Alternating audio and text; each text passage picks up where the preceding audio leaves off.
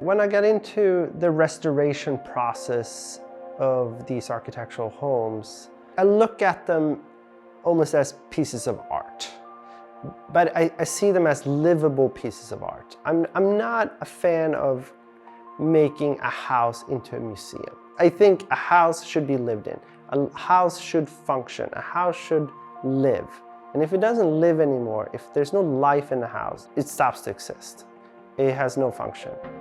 My name is Andreas Larsson, and I'm a partner and owner in a company called Tebache, and we specialize in restoring architectural homes. We're sitting here today at the Hard Residence. It's one of the first houses that was built here in Crestwood Hills. It was formerly called the Mutual Housing Association. It's designed by Whitney and A. Quincy Jones, and landscaped by Garrett Ekbo. It was built in 1950s. The four founders bought all the acreage. I think it's about 800 acres in 1947. And this is one of the 84s. It was about 25 models offered at the time. And this is starter model, starter home. You know, when I saw it the first time, I was on the fence. It was pretty far gone. There was some original aspects of it here. Everything was whitewashed. It was in pretty bad shape. I knew it was going to be a heavy lift, and I couldn't let it go. I kept doing the research on it. I kept talking to people about it. I stumbled upon Julius Shulman's photos, the early ones when he started documenting the bare hills, and this is one of the few homes that were basically sitting here first. And I thought it would be, you know, it would be a shame if this house disappeared.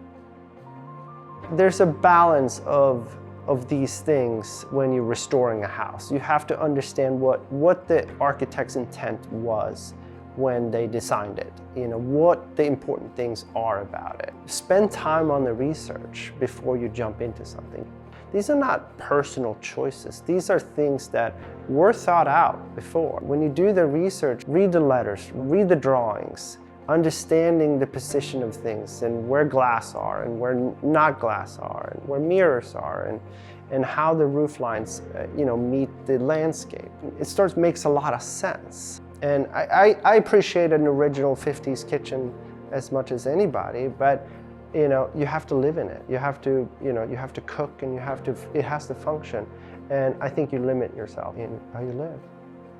When it comes to colors and textures and palettes, it really comes down to you start with the drawings, you start with the paperwork. You know, sometimes you have it there, sometimes you don't. And then it becomes a fairly tedious process of just scraping off paint on these original surfaces and look at the layers of what's underneath there. Also, these colors and these tones also change over time. You also have to take those into account. So, you know, sometimes you're lucky to find a piece of wood in a closet that they painted, so and it's a pretty big difference on something that has been exposed to light and something that hasn't been exposed to light. Also, there's a smoke factor. A lot of people smoked in these homes, you know, back in the day, and that affects color as well.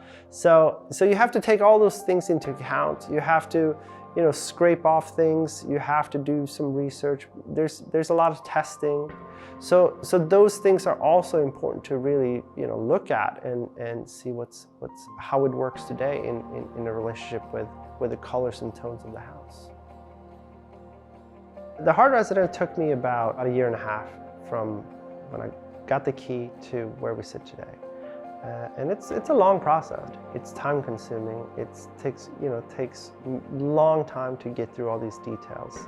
It's a complicated process. It's a lot quicker and easier to build a brand new house than delicately go through these materials, understanding the house, and, you know, use the existing material as much as possible.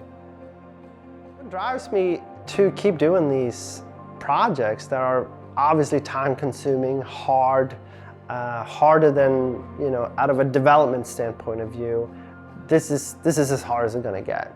But I think that the reward is that you get to preserve something like this. You saved something that is important in history, and I think there's a reward in that.